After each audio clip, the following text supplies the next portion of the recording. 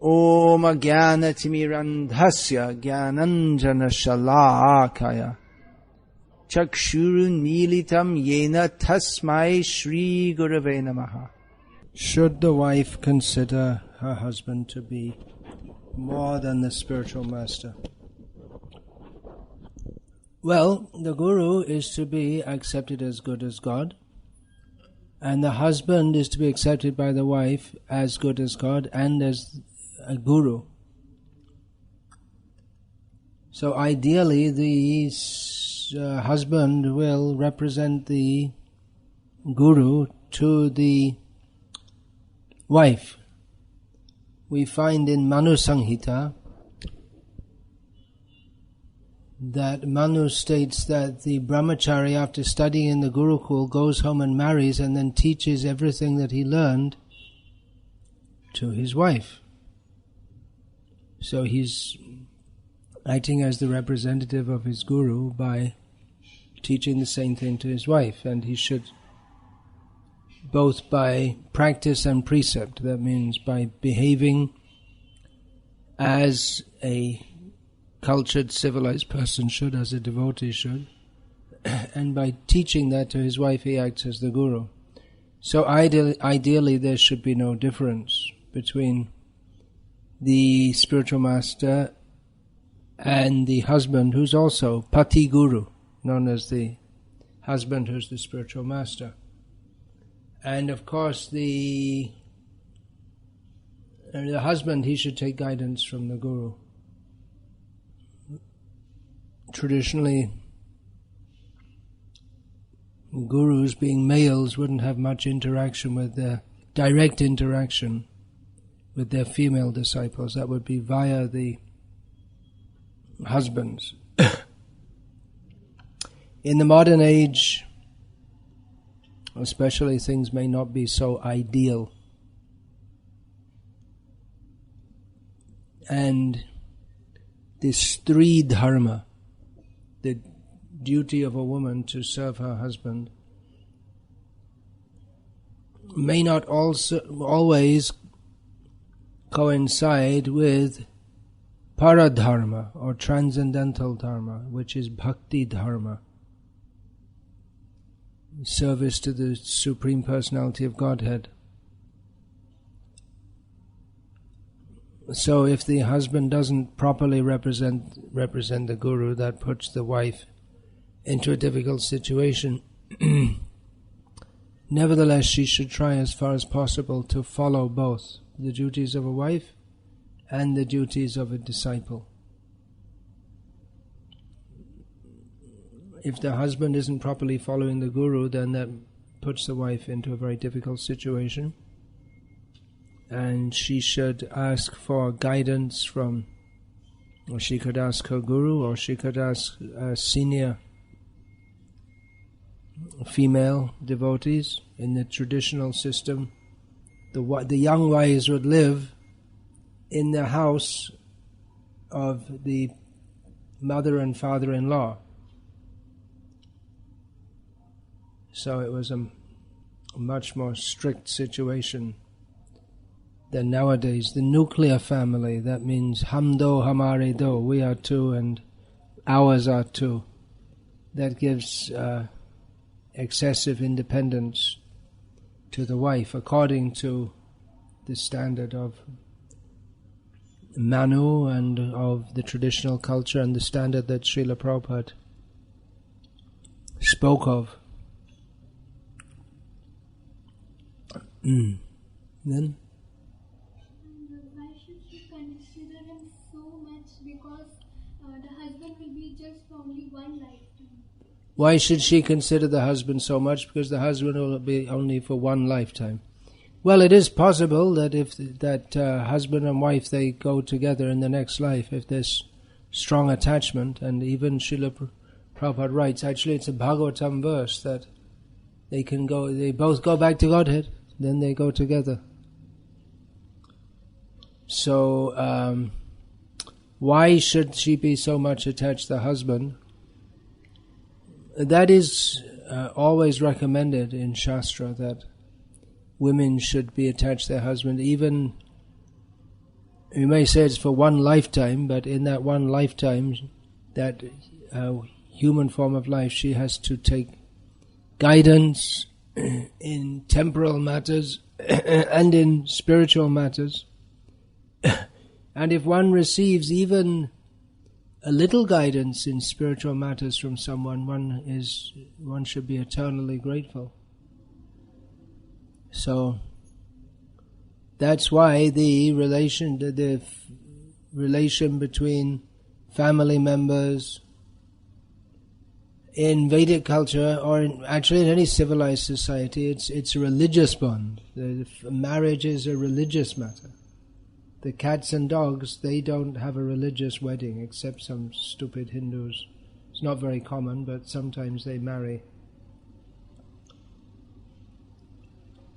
dogs and cats. Sometimes they may even marry a girl to a dog. Have you seen that? They may do that so as for some astrological reason, to some funny thing. High class people don't do that.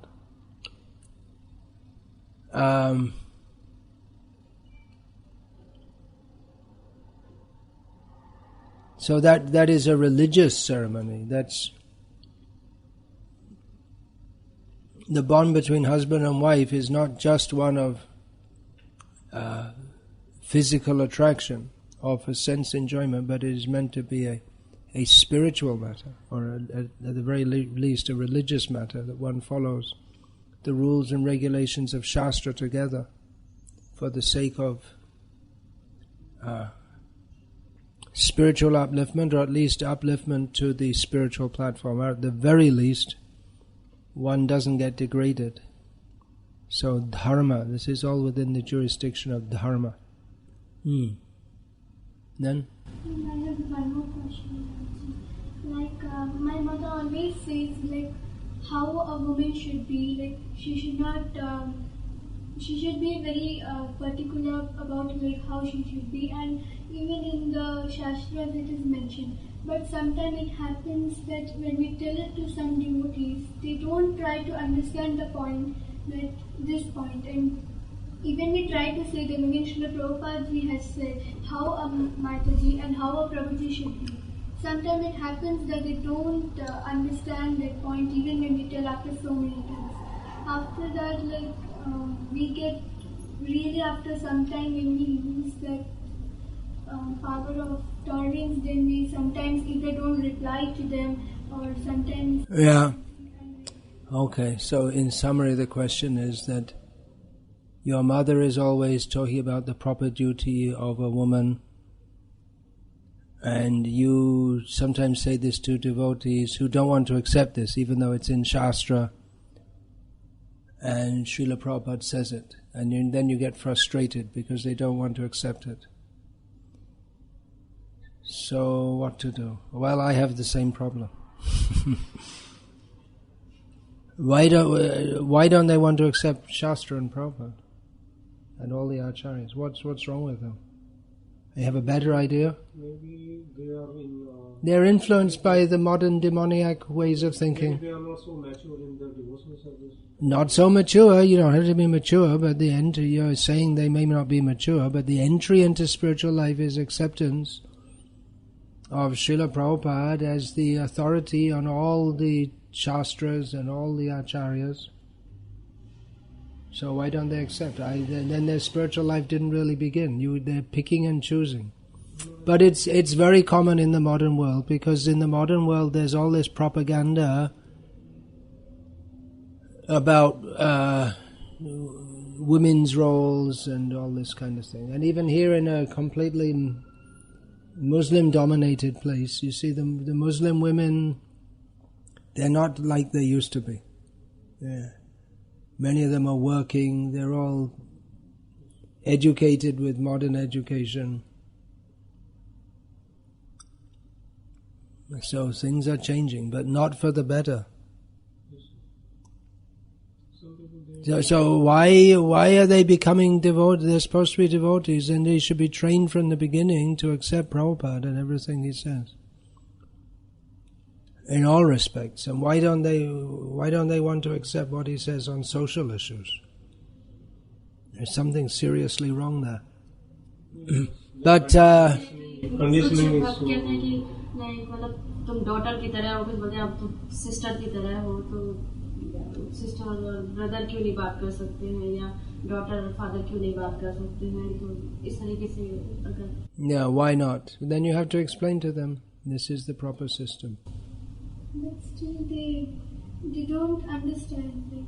They always say. Then if they don't understand, then you have to say, what do you want to accept? You want to accept this modern demoniac society and what they say, or you want to accept what Prabhupada and the Shastras and all the Acharyas say?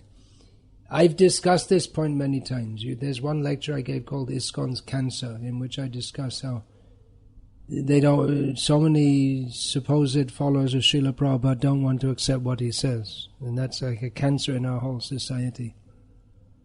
And our whole society, we should be promoting, as Prabhupada did, Varnashram Dharma, but we're not. So we're trying to live, making a compromise with this modern society. This congregational preaching means devotees like yourself are coming to Krishna consciousness, and you're surrounded by materialistic people, and it's very difficult to go against their way of thinking. So you just make some kind of compromise, that's all. But then you can't accept what Prabhupada says. We have to be strong in our consciousness. Sometimes some of the devotees, because their conditioning, it takes more time.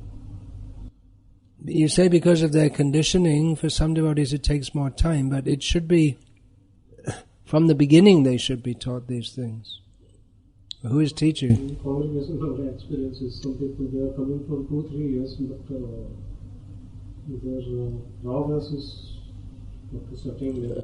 But you may say they're not advancing quickly, but that doesn't mean that we adjust the philosophy.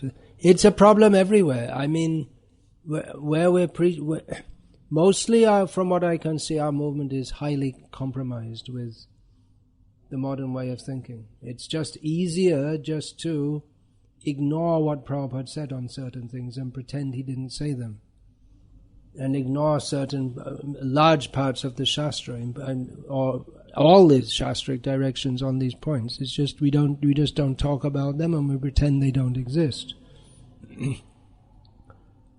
So at least where I'm preaching, the devotees who are following that, if they say all these things, then we find that even from our devotees, among the devotees there are those who protest and they won't accept it. And just like, for instance, a young man wants to join as a brahmachari, and so many people will try to discourage him. Just see. If we say, move to the land, as Prabhupada said, they'll say, no, don't do that. You have to educate your daughter and all this kind of thing. They'll protest. They like to chant Hare Krishna, but they don't like to, and they like to follow some things, but not everything. So it's the greatest obstacle to implementing Srila Prabhupada's instructions within ISKCON are the members of ISKCON who are opposed to those instructions. They won't openly say that we're against Prabhupada, but by their attitude, you can understand that. So that's the situation. I plan to speak on this tomorrow about how we should follow Prabhupada and everything he says. I plan to say in the public lecture. Anything else? That's all. All right.